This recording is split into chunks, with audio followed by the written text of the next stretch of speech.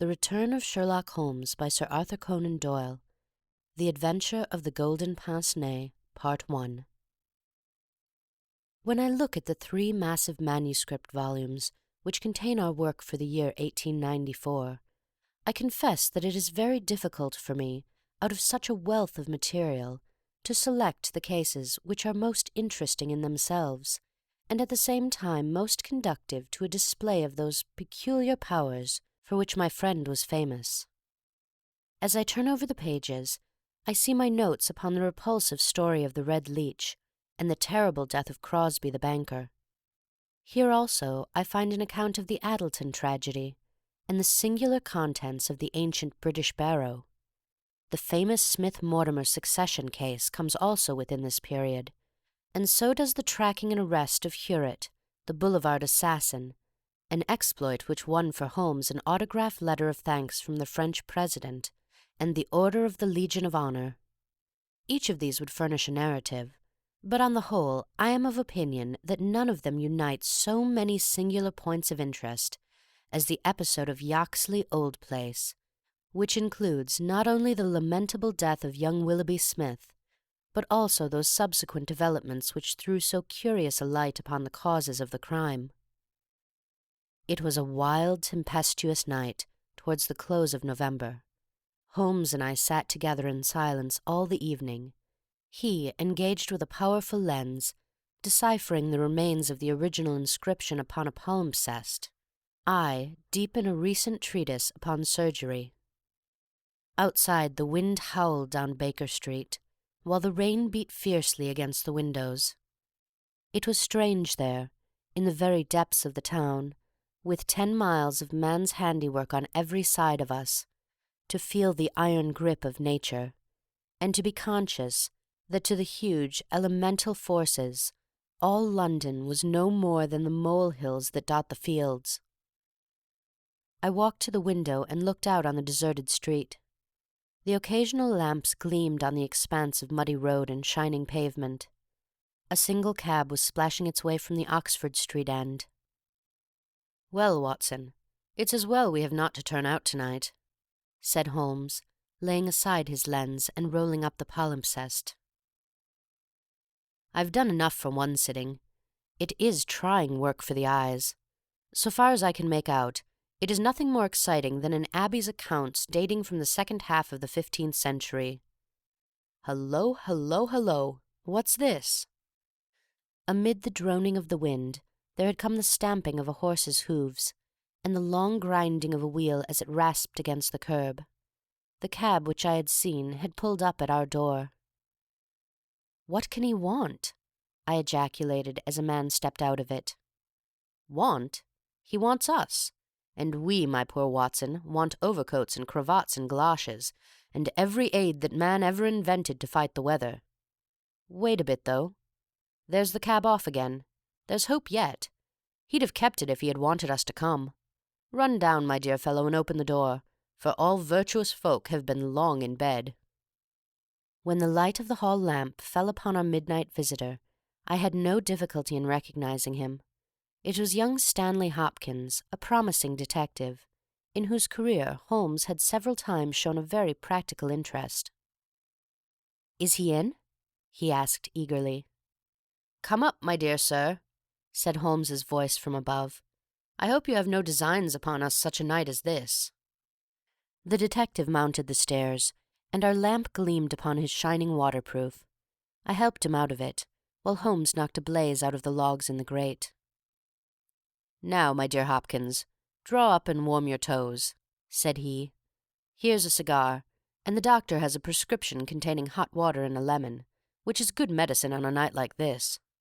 It must be something important which has brought you out in such a gale." "It is indeed, Mr. Holmes. I've had a bustling afternoon, I promise you. Did you see anything of the Yaxley case in the latest editions?" "I've seen nothing later than the 15th century today." "Well, it was only a paragraph, and all wrong at that, so you have not missed anything. I haven't let the grass grow under my feet. It's down in Kent, 7 miles from Chatham and 3 from the railway line. I was wired for at 3:15, reached Yaxley Old Place at 5, conducted my investigation, was back at Charing Cross by the last train, and straight to you by cab." "Which means, I suppose, that you are not quite clear about your case." "It means that I can make neither head nor tail of it. So far as I can see, it is just as tangled a business as ever I handled. And yet, at first, it seemed so simple that one couldn't go wrong. There's no motive, Mr. Holmes. That's what bothers me. I can't put my hand on a motive. Here's a man dead. There's no denying that. But so far as I can see, no reason on earth why anyone should wish him harm." Holmes lit his cigar and leaned back in his chair. "Let us hear about it," said he. "I've got my facts pretty clear," said Stanley Hopkins. "All I want now is to know what they all mean. The story, so far as I can make it out, is like this. Some years ago this country house, Yoxley Old Place, was taken by an elderly man who gave the name of Professor Coram. He was an invalid, keeping his bed half the time, and the other half hobbling around the house with a stick, or being pushed about the grounds by the gardener in a bath chair. He was well liked by the few neighbours who called upon him, and he has the reputation down there of being a very learned man. His household used to consist of an elderly housekeeper, Mrs. Marker, and of a maid, Susan Tarleton. These have both been with him since his arrival, and they seem to be women of excellent character. The professor is writing a learned book, and he found it necessary about a year ago to engage a secretary.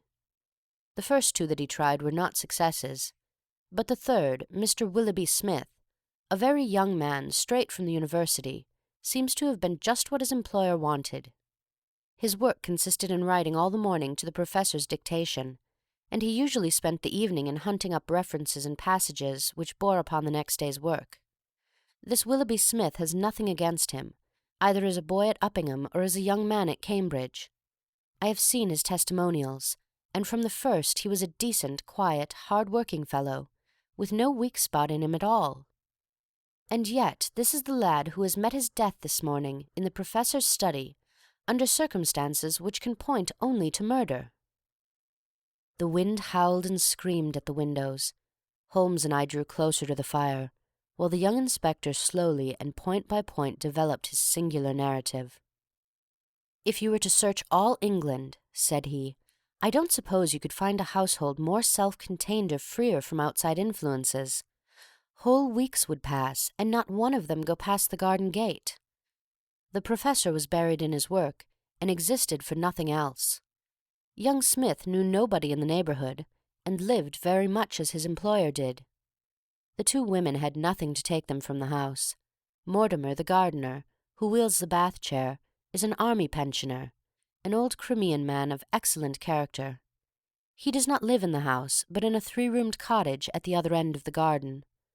Those are the only people that you would find within the grounds of Yoxley Old Place. At the same time, the gate of the garden is 100 yards from the main London to Chatham Road. It opens with a latch, and there is nothing to prevent anyone from walking in. Now I will give you the evidence of Susan Tarleton, who is the only person who can say anything positive about the matter. It was in the forenoon, between 11 and 12. She was engaged at the moment in hanging some curtains in the upstairs front bedroom. Professor Coram was still in bed, for when the weather is bad he seldom rises before midday. The housekeeper was busied with some work in the back of the house. Willoughby Smith had been in his bedroom, which he uses as a sitting-room, but the maid heard him at that moment pass along the passage and descend to the study immediately below her. She did not see him, but she says that she could not be mistaken in his quick, firm tread. She did not hear the study door close, but a minute or so later there was a dreadful cry in the room below. It was a wild, hoarse scream, so strange and unnatural that it might have come from either a man or a woman. At the same instant there was a heavy thud, which shook the old house, and then all was silence. The maid stood petrified for a moment, and then, recovering her courage, she ran downstairs. The study door was shut, and she opened it. Inside, young Mr. Willoughby Smith was stretched upon the floor. At first she could see no injury, but as she tried to raise him, she saw that blood was pouring from the underside of his neck. It was pierced by a very small but very deep wound, which had divided the carotid artery. The instrument with which the injury had been inflicted lay upon the carpet beside him. It was one of those small sealing-wax knives to be found on old-fashioned writing-tables, with an ivory handle and a stiff blade. It was part of the fittings of the professor's own desk. At first the maid thought that young Smith was already dead, but on pouring some water from the carafe over his forehead, he opened his eyes for an instant. "The professor," he murmured. "It was she." The maid is prepared to swear that those were the exact words. He tried desperately to say something else, and he held his right hand up in the air. Then he fell back dead. In the meantime, the housekeeper had also arrived upon the scene, but she was just too late to catch the young man's dying words. Leaving Susan with the body, she hurried to the professor's room. He was sitting up in bed, horribly agitated, for he had heard enough to convince him that something terrible had occurred. Mrs. Markers prepared to swear that the professor was still in his night-clothes, and indeed it was impossible for him to dress without the help of Mortimer, whose orders were to come at 12 o'clock. The professor declares that he heard the distant cry, but that he knows nothing more. He can give no explanation of the young man's last words. The professor, it was she, but imagines that they were the outcome of delirium. He believes that Willoughby Smith had not an enemy in the world, and can give no reason for the crime. His first action was to send Mortimer, the gardener, for the local police. A little later, the chief constable sent for me. Nothing was moved before I got there, and strict orders were given that no one should walk upon the paths leading to the house. It was a splendid chance of putting your theories into practice, Mr. Sherlock Holmes. There was really nothing wanting.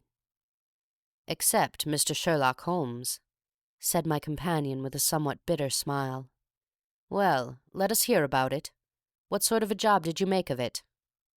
"I must ask you first, Mr. Holmes, to glance at this rough plan, which will give you a general idea of the position of the professor's study and the various points of the case. It will help you in following my investigation." He unfolded the rough chart, which I here reproduce, and laid it across Holmes's knee. I rose, and standing behind Holmes, studied it over his shoulder. "It is very rough, of course, and it only deals with the points which seem to me to be essential. All of the rest you will see later for yourself. Now, first of all, presuming that the assassin entered the house, how did he or she come in? Undoubtedly by the garden path and the back door, from which there is direct access to the study. Any other way would have been exceedingly complicated. The escape must have also been made along that line, for of the two other exits from the room, one was blocked by Susan as she ran downstairs, and the other leads straight to the professor's bedroom. I therefore directed my attention at once to the garden path, which was saturated with recent rain, and would certainly show any footmarks. My examination showed me that I was dealing with a cautious and expert criminal. No footmarks were to be found on the path. There could be no question, however, that someone had passed along the grass border which lines the path, and that he had done so in order to avoid leaving a track. I could not find anything in the nature of a distinct impression, but the grass was trodden down, and someone had undoubtedly passed. It could only have been the murderer, since neither the gardener nor anyone else had been there that morning, and the rain had only begun during the night. "One moment," said Holmes. "Where does this path lead to?" "To the road." "How long is it?" 100 yards or so. "At the point where the path passes through the gate, you could surely pick up the tracks."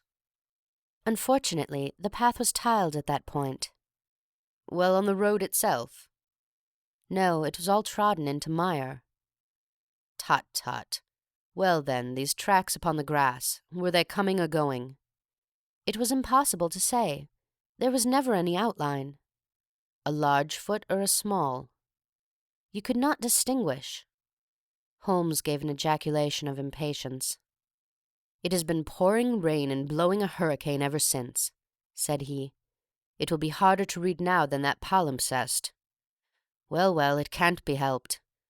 What did you do, Hopkins, after you had made certain that you had made certain of nothing?" "I think I made certain of a good deal, Mr. Holmes.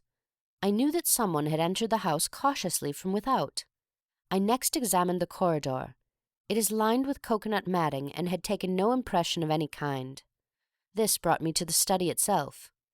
It is a scantily furnished room. The main article is a large writing table with a fixed bureau. This bureau consists of a double column of drawers, with a central small cupboard between them. The drawers were open, the cupboard locked.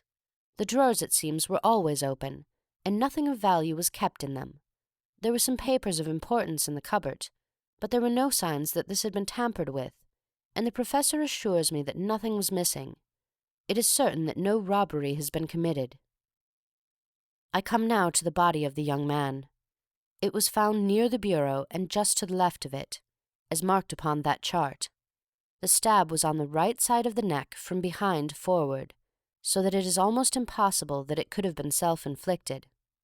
"Unless he fell upon the knife," said Holmes. "Exactly. The idea crossed my mind, but we found the knife some feet away from the body, so that seems impossible. Then, of course, there are the man's own dying words.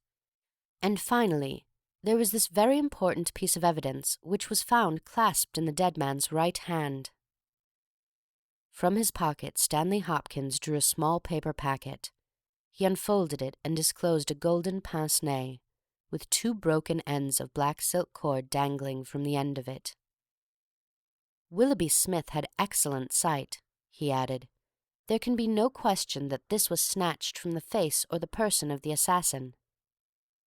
Sherlock Holmes took the glasses into his hand, and examined them with the utmost attention and interest. He held them on his nose, endeavoured to read through them, went to the window and stared up the street with them, looked at them most minutely in the full light of the lamp, and finally, with a chuckle, seated himself at the table and wrote a few lines upon a sheet of paper, which he tossed across to Stanley Hopkins. "That's the best I can do for you," said he. "It may prove to be of some use." The astonished detective read the note aloud. It ran as follows: "Wanted, a woman of good address, attired like a lady. She has a remarkably thick nose, with eyes which are set close upon either side of it. She has a puckered forehead, a peering expression, and probably rounded shoulders. There are indications that she has had recourse to an optician at least twice during the last few months. As her glasses are of remarkable strength, and as opticians are not very numerous, there should be no difficulty in tracing her." Holmes smiled at the astonishment of Hopkins, which must have been reflected upon my features. "Surely my deductions are simplicity itself," said he. "It would be difficult to name any article which afforded a finer field for inference than a pair of glasses, especially so remarkable a pair as these. That they belong to a woman I infer from their delicacy, and also, of course, from the last words of the dying man. As to her being a person of refinement and well-dressed, they are, as you perceive, handsomely mounted in solid gold, and it is inconceivable that anyone who wore such glasses could be slatternly in other respects. You will find that the clips are too wide for your nose, showing that the lady's nose was very broad at the base. This sort of nose is usually a short and coarse one, but there is a sufficient number of exceptions to prevent me from being dogmatic or from insisting upon this point in my description. My own face is a narrow one, and yet I find that I cannot get my eyes into the very centre, nor near the centre of these glasses. Therefore, the lady's eyes are set very near to the sides of the nose. You will perceive, Watson, that the glasses are concave and of unusual strength. A lady whose vision has been so extremely contracted all her life is sure to have the physical characteristics of such vision, which are seen in the forehead, the eyelids, and the shoulders." "Yes," I said, "I can follow each of your arguments. I confess, however, that I am unable to understand how you arrive at the double visit to the optician." Holmes took the glasses in his hand. "You will perceive," he said, "that the clips are lined with tiny bands of cork to soften the pressure upon the nose.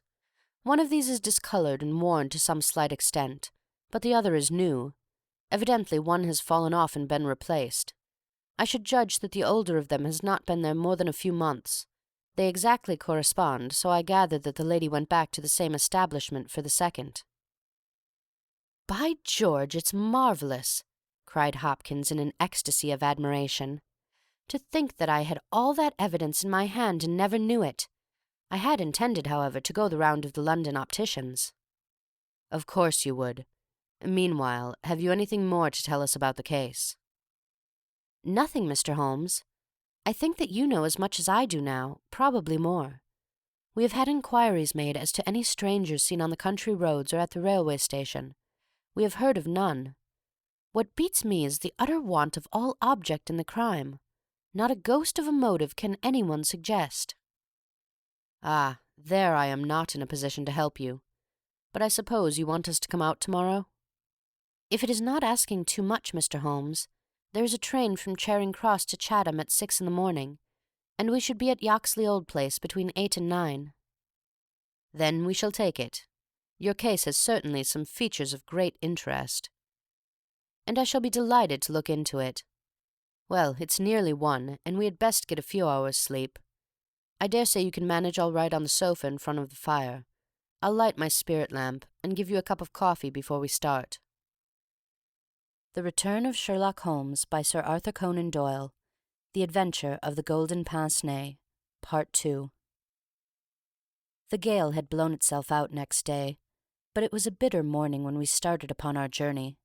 We saw the cold winter sun rise over the dreary marshes of the Thames and the long sullen reaches of the river, which I shall ever associate with our pursuit of the Andaman Islander in the early days of our career.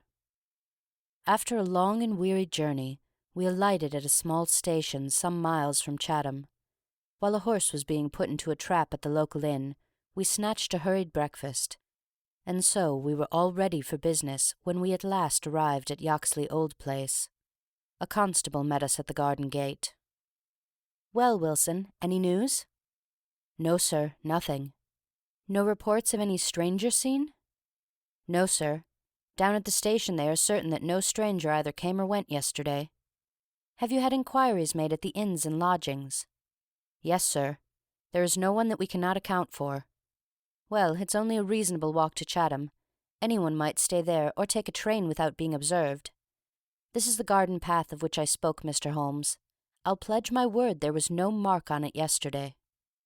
"On which side were the marks on the grass?" "This side, sir. This narrow margin of grass between the path and the flower-bed. I can't see the traces now, but they were clear to me then." Yes, someone has passed along," said Holmes, stooping over the grass-border. "Our lady must have picked her steps carefully, must she not, since on the one side she would leave a track on the path, and on the other an even clearer one on the soft bed." "Yes, sir, she must have been a cool hand." I saw an intent look pass over Holmes's face. "You say that she must have come back this way?" "Yes, sir, there is no other." "On this strip of grass?" "Certainly, Mr. Holmes." It was a very remarkable performance. Very remarkable. Well, I think we have exhausted the path. Let us go farther. This garden door is usually kept open, I suppose? Then this visitor had nothing to do but to walk in. The idea of murder was not in her mind, or she would have provided herself with some sort of weapon, instead of having to pick this knife off the writing-table. She advanced along this corridor, leaving no traces upon the coconut matting. Then she found herself in this study. How long was she there? We have no means of judging." "Not more than a few minutes, sir. I forgot to tell you that Mrs. Marker, the housekeeper, had been in there tidying not very long before. About a quarter of an hour, she says." "Well, that gives us a limit. Our lady enters this room, and what does she do? She goes over to the writing-table. What for? Not for anything in the drawers. If there had been anything worth her taking, it would surely have been locked up. No, it was for something in that wooden bureau. Hullo! What is this scratch upon the face of it? Just hold a match, Watson. Why did you not tell me of this, Hopkins?" The mark which he was examining began upon the brasswork on the right-hand side of the keyhole, and extended for about 4 inches, where it had scratched the varnish from the surface. "I noticed it, Mr. Holmes, but you'll always find scratches round a keyhole. This is recent, quite recent. See how the brass shines where it is cut? An old scratch would be the same colour as the surface. Look at it through my lens. There's the varnish, too, like earth on each side of a furrow." Is Mrs. Marker there?" A sad-faced elderly woman came into the room. "Did you dust this bureau yesterday morning?" "Yes, sir." "Did you notice this scratch?" "No, sir, I did not." "I am sure you did not, for a duster would have swept away these shreds of varnish. Who has the key of this bureau?" "The Professor keeps it on his watch-chain." "Is it a simple key?" "No, sir, it is a Chubb's key." "Very good, Mrs. Marker, you can go. Now we are making a little progress. Our lady enters the room, advances to the bureau, and either opens it or tries to do so. While she is thus engaged, young Willoughby Smith enters the room. In her hurry to withdraw the key, she makes this scratch upon the door. He seizes her, and she, snatching up the nearest object, which happens to be this knife, strikes at him in order to make him let go his hold. The blow is a fatal one. He falls and she escapes, either with or without the object for which she has come. Is Susan the maid there? Could anyone have got away through that door after the time that you heard the cry, Susan?" "No, sir, it is impossible. Before I got down the stair, I'd have seen anyone in the passage. Besides, the door never opened, or I would have heard it." "That settles this exit. Then no doubt the lady went out the way she came. I understand that this other passage leads only to the Professor's room. There is no exit that way?" "No, sir." "We shall go down it and make the acquaintance of the Professor. Hello, Hopkins. This is very important indeed. The Professor's corridor is also lined with coconut matting." "Well, sir, what of that?" "Don't you see any bearing upon the case?" Well, well, I don't insist upon it. No doubt I am wrong, and yet it seems to me to be suggestive. Come with me and introduce me." We passed down the passage, which was of the same length as that which led to the garden. At the end was a short flight of steps ending in a door. Our guide knocked and then ushered us into the Professor's bedroom. It was a very large chamber, lined with innumerable volumes, which had overflowed from the shelves and lay in piles in the corners, or were all stacked round at the base of the cases. The bed was in the centre of the room, and in it, propped up with pillows, was the owner of the house. I have seldom seen a more remarkable-looking person. It was a gaunt, aquiline face which was turned towards us, with piercing dark eyes which lurked in deep hollows under overhung and tufted brows. His hair and beard were white, save that the latter was curiously stained with yellow around his mouth. A cigarette glowed amid the tangle of white hair, and the air of the room was fetid with stale tobacco smoke. As he held out his hand to Holmes, I perceived that it also was stained with yellow nicotine. "A smoker, Mr. Holmes?" said he, speaking in well-chosen English, with a curious little mincing accent. "Pray take a cigarette. And you, sir? I can recommend them, for I have them especially prepared by Ionidas of Alexandria. He sends me 1,000 at a time, and I grieve to say that I have to arrange for a fresh supply every fortnight. Bad, sir, very bad, but an old man has few pleasures. Tobacco and my work, that is all that is left to me." Holmes had lit a cigarette, and was shooting little darting glances all over the room. "Tobacco and my work, but now only tobacco," the old man exclaimed. "Alas, what a fatal interruption! Who could have foreseen such a terrible catastrophe? So estimable a young man! I assure you that after a few months' training he was an admirable assistant. What do you think of the matter, Mr. Holmes?" "I have not yet made up my mind." "I shall indeed be indebted to you if you can throw a light where all is so dark to us. To a poor bookworm and invalid like myself, such a blow is paralyzing. I seem to have lost the faculty of thought. But you are a man of action. You are a man of affairs. It is part of the everyday routine of your life. You can preserve your balance in every emergency. We are fortunate indeed in having you at our side." Holmes was pacing up and down one side of the room, whilst the old Professor was talking. I observed that he was smoking with extraordinary rapidity. It was evident that he shared our host's liking for the fresh Alexandrian cigarettes. "Yes, sir, it is a crushing blow," said the old man. "That is my magnum opus, the pile of papers on the side table yonder. It is my analysis of the documents found in the Coptic monasteries of Syria and Egypt, a work which will cut deep at the very foundation of revealed religion.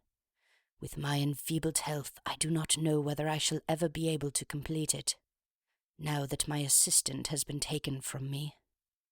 Dear me, Mr. Holmes, why, you are even a quicker smoker than I am myself." Holmes smiled. "I am a connoisseur," said he, taking another cigarette from the box, his fourth, and lighting it from the stub of that which he had finished. "I will not trouble you with any lengthy cross-examination, Professor Coram, since I gather that you were in bed at the time of the crime, and could know nothing about it. I would only ask this. What do you imagine that this poor fellow meant by his last words? The Professor, it was she." The Professor shook his head. "Susan is a country girl," said he, "and you know the incredible stupidity of that class. I fancy that the poor fellow murmured some incoherent, delirious words, and that she twisted them into this meaningless message."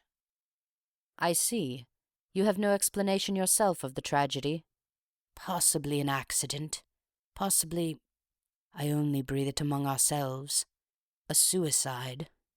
Young men have their hidden troubles, some affair of the heart, perhaps, which we have never known. It is a more probable supposition than murder." "But the eyeglasses?" "Ah, I am only a student, a man of dreams. I cannot explain the practical things of life. But still, we are aware, my friend, that love gauges may take strange shapes. By all means, take another cigarette. It is a pleasure to see anyone appreciate them so. A fan, a glove, glasses— who knows what article may be carried as a token or treasure when a man puts an end to his life? This gentleman speaks of footsteps in the grass, but after all, it is easy to be mistaken on such a point. As to the knife, it might well be thrown far from the unfortunate man as he fell. It is possible that I speak as a child, but to me it seems that Willoughby Smith has met his fate by his own hand." Holmes seemed struck by the theory thus put forward. He continued to walk up and down for some time, lost in thought and consuming cigarette after cigarette.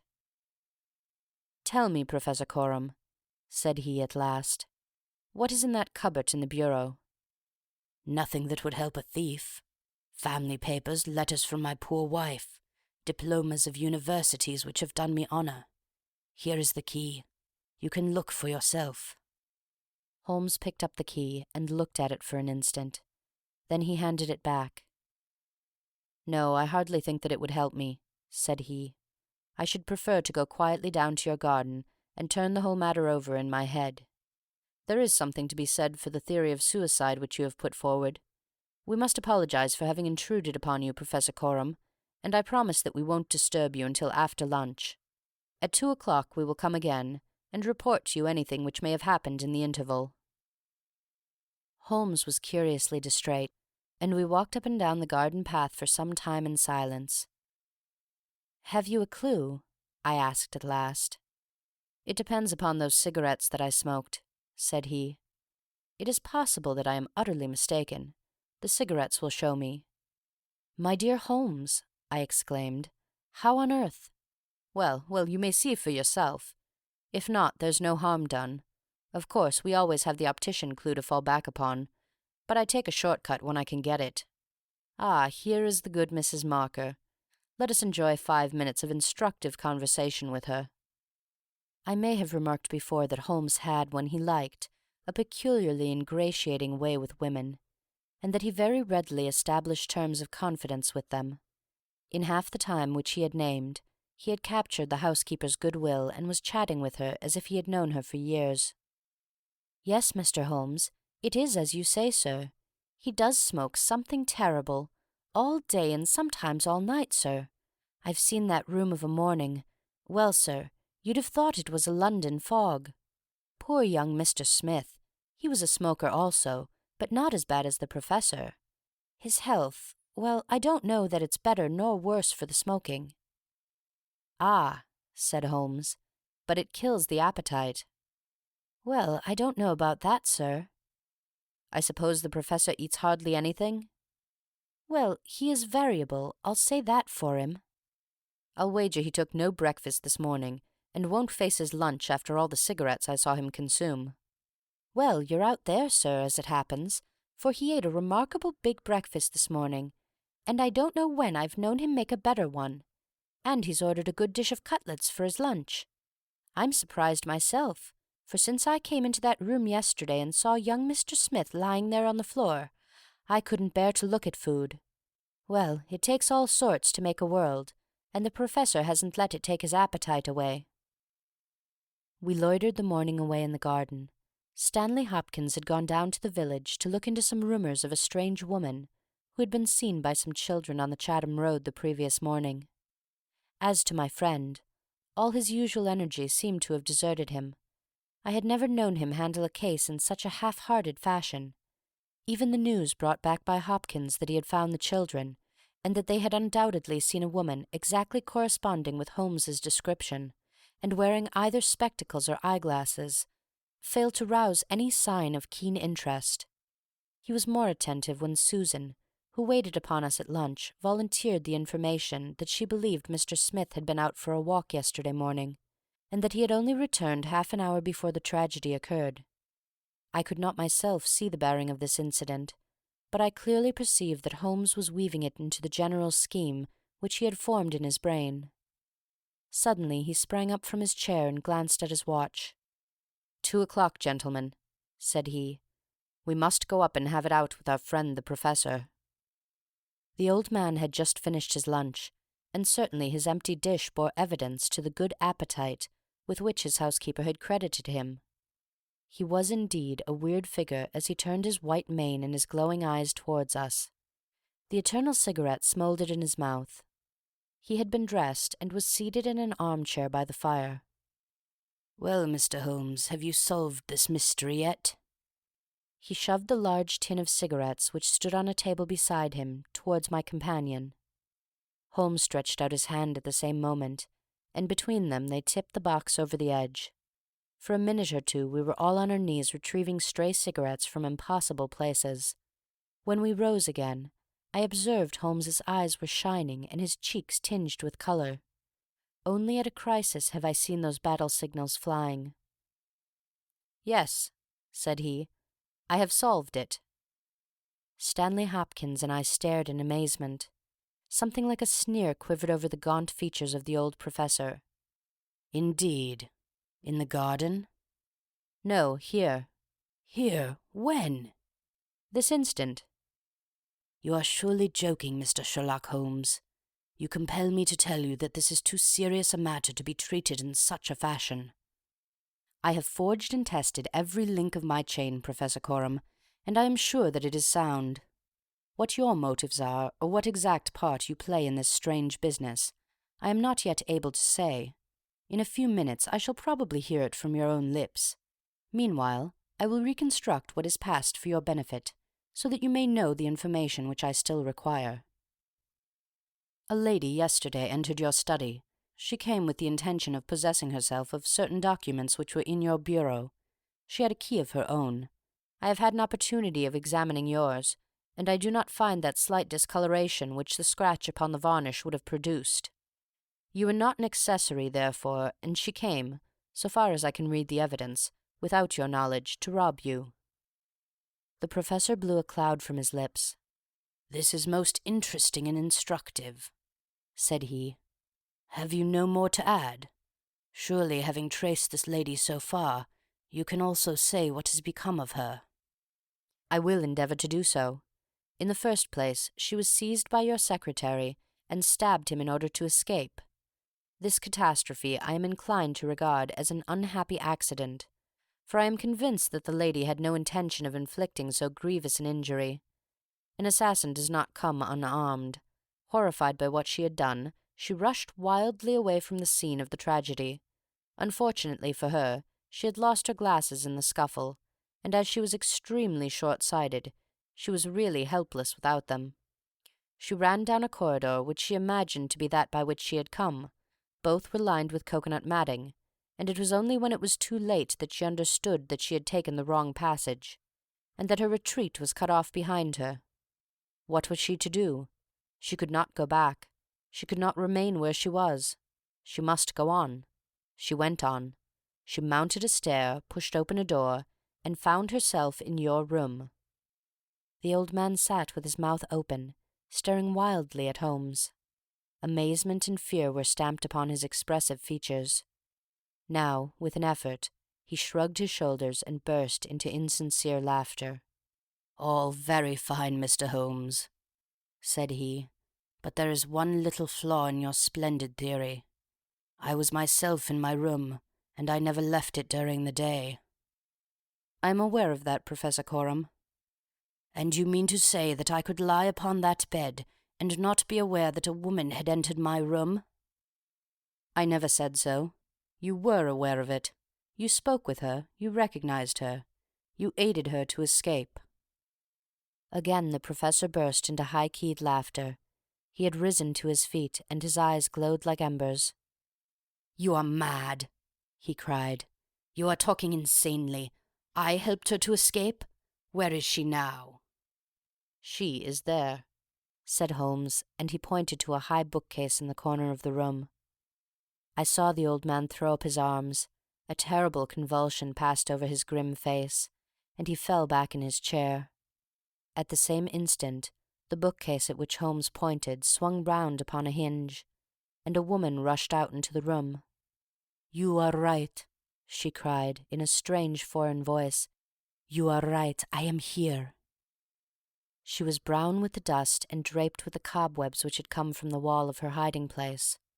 Her face, too, was streaked with grime, and at the best she could never have been handsome, for she had the exact physical characteristics which Holmes had divined, with, in addition, a long and obstinate chin. What with her natural blindness, and what with the change from dark to light, she stood as one dazed, blinking about her to see where and who we were. And yet, in spite of all these disadvantages, there was a certain nobility in the woman's bearing, a gallantry in the defiant chin and in the upraised head, which compelled something of respect and admiration. Stanley Hopkins had laid his hand upon her arm and claimed her as his prisoner, but she waved him aside gently, and yet with an overmastering dignity which compelled obedience. The old man lay back in his chair with a twitching face, and stared at her with brooding eyes. "Yes, sir, I am your prisoner," she said. "From where I stood I could hear everything, and I know that you have learned the truth. I confess it all. It was I who killed the young man. But you are right, you who say it was an accident. I did not even know that it was a knife which I held in my hand. For in my despair I snatched anything from the table and struck at him to make him let me go. It is the truth that I tell." "Madam," said Holmes, "I am sure that it is the truth. I fear that you are far from well." She had turned a dreadful colour, the more ghastly under the dark dust streaks upon her face. She seated herself on the side of the bed. Then she resumed. "I have only a little time here," she said, "but I would have you know the whole truth. I am this man's wife. He is not an Englishman. He is a Russian. His name I will not tell." For the first time the old man stirred. "God bless you, Anna," he cried. "God bless you." She cast a look of the deepest disdain in his direction. "Why should you cling so hard to that wretched life of yours, Sergius?" said she. "It has done harm to many and good to none, not even to yourself. However, it is not for me to cause the frail thread to be snapped before God's time. I have enough already upon my soul since I crossed the threshold of this cursed house. But I must speak or I shall be too late. I have said, gentlemen, that I am this man's wife. He was 50 and I a foolish girl of 20 when we married. It was in a city of Russia, a university. I will not name the place. God bless you, Anna." murmured the old man again. "We were reformers, revolutionists, nihilists. You understand? He and I and many more. Then there came a time of trouble. A police officer was killed. Many were arrested. Evidence was wanted, and in order to save his own life and to earn a great reward, my husband betrayed his own wife and his companions. Yes, we were all arrested upon his confession. Some of us found our way to the gallows, and some to Siberia. I was among these last, but my term was not for life. My husband came to England with his ill-gotten gains, and has lived in quiet ever since, knowing well that if the Brotherhood knew where he was, not a week would pass before justice would be done."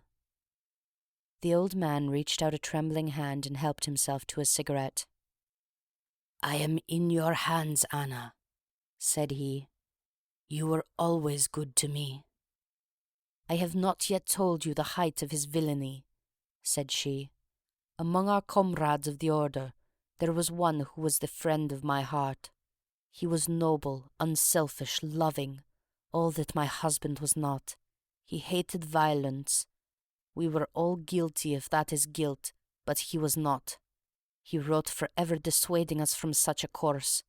These letters would have saved him. So would my diary, in which, from day to day, I had entered both my feelings towards him and the view which each of us had taken. My husband found and kept both diary and letters. He hid them, and he tried hard to swear away the young man's life. In this he failed, but Alexis was sent a convict to Siberia, where now, at this moment, he works in a salt mine. Think of that, you villain, you villain! Now, at this very moment, Alexis, a man whose name you are not worthy to speak, works and lives like a slave, and yet I have your life in my hands, and I will let you go." "You were always a noble woman, Anna," said the old man, puffing at his cigarette. She had risen, but she fell back again with a little cry of pain. "I must finish," she said. "When my term was over, I set myself to get the diary and letters which, if sent to the Russian government, would procure my friend's release. I knew that my husband had come to England. After months of searching, I discovered where he was. I knew that he still had the diary, for when I was in Siberia I had a letter from him once, reproaching me and quoting some passages from its pages. Yet I was sure that, with his revengeful nature, he would never give it to me of his own free will. I must get it for myself.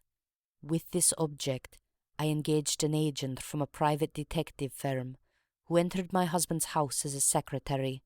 It was your second secretary, Sergius, the one who left you so hurriedly. He found that papers were kept in the cupboard, and he got an impression of the key. He would not go farther. He furnished me with a plan of the house.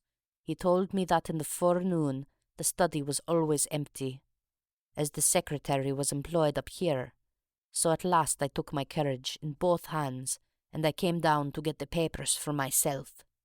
I succeeded, but at what a cost! I had just taken the paper, and was locking the cupboard, when the young man seized me. I had seen him already that morning. He had met me on the road, and I had asked him to tell me where Professor Coram lived, not knowing that he was in his employ. Exactly, said Holmes. The secretary came back and told his employer of the woman he had met. Then, in his last breath, he tried to send a message that it was she, the she whom he had just discussed with him. "You must let me speak," said the woman in an imperative voice, and her face contracted as if in pain. "When he had fallen, I rushed from the room, chose the wrong door, and found myself in my husband's room. He spoke of giving me up. I showed him that if he did so, his life was in my hands. If he gave me to the law, I could give him to the Brotherhood.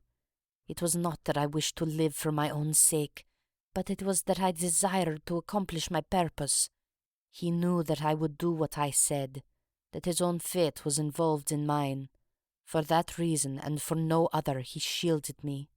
He thrust me into that dark hiding place, a relic of old days, known only to himself. He took his meals in his own room, and so was able to give me part of his food. It was agreed that when the police left the house, I should slip away by night and come back no more. But in some way you have read our plans." She tore from the bosom of her dress a small packet. "These are my last words," she said. "Here is the packet which will save Alexis. I confide it to your honor and to your love of justice. Take it. You will deliver it at the Russian embassy. Now I have done my duty, and—" "Stop her!" cried Holmes. He had bounded across the room and had wrenched a small phial from her hand. "Too late," she said, sinking back on the bed. "Too late. I took the poison before I left my hiding place. My head swims. I am going. I charge you, sir, to remember the packet." "A simple case, and yet in some ways an instructive one," Holmes remarked as we travelled back to town. "It hinged from the outset upon the pince nez. But for the fortunate chance of the dying man having seized these, I am not sure that we could ever have reached our solution. It was clear to me, from the strength of the glasses, that the wearer must have been very blind and helpless when deprived of them. When you asked me to believe that she walked along a narrow strip of grass without once making a false step, I remarked, as you may remember, that it was a noteworthy performance. In my mind I set it down as an impossible performance, save in the unlikely case that she had a second pair of glasses. I was forced, therefore, to consider seriously the hypothesis that she had remained within the house. On perceiving the similarity of the two corridors, it became clear that she might very easily have made such a mistake, and in that case it was evident that she must have entered the Professor's room. I was keenly on the alert, therefore, for whatever would bear out of this supposition, and I examined the room narrowly for anything in the shape of a hiding-place. The carpet seemed continuously and firmly nailed, so I dismissed the idea of a trapdoor. There might well be a recess behind the books. As you are aware, such devices are common in old libraries. I observed that books were piled on the floor at all other points, but that one bookcase was left clear. This, then, might be the door. I could see no marks to guide me, but the carpet was of a dun colour, which lends itself very well to examination. I therefore smoked a great number of those excellent cigarettes, and I dropped the ash all over the space in front of the suspected bookcase. It was a simple trick, but exceedingly effective. I then went downstairs, and I ascertained in your presence, Watson, without your perceiving the drift of my remarks, that Professor Corum's consumption of food had increased, as one would expect when he is supplying a second person. We then ascended to the room again, when, by upsetting the cigarette-box, I obtained a very excellent view of the floor, and was able to see quite clearly, from the traces upon the cigarette ash, that the prisoner had, in our absence, come out from her retreat. Well, Hopkins, here we are at Charing Cross, and I congratulate you on having brought your case to a successful conclusion. You are going to headquarters, no doubt. I think, Watson, you and I will drive together to the Russian embassy. End of The Adventure of the Golden Pince Nez, Part 2.